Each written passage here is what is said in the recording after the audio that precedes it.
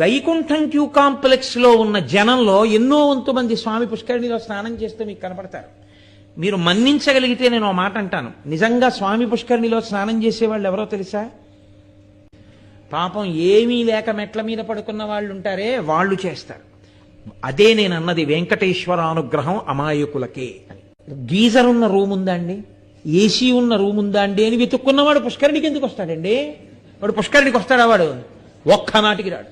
స్వామి పుష్కరిణి స్నానం అంతటి పాప నిర్మూలనం చేస్తుంది కాదు. అసలు స్వామి పుష్కరిణి గురించి ఏం చెప్పారో తెలుసా అండి? పుష్కరిణి స్నానం మాట అలా ఉంచవా, నువ్వు పుష్కరిణి చుట్టూ తిరుగుతూ పుష్కరిణి గాలి నీ మీదకి వస్తే చాలన్నారు. అంత గొప్పది పుష్కరిణి. అటువంటి పుష్కరిణి స్నానం, అటువంటి పాప వినాశన స్నానం, అటువంటి కుమారధారా స్నానం, అటువంటి తుంబురు తీర్థ స్నానం, అటువంటి ఆకాశగంగా స్నానం తిరుమల యాత్రలో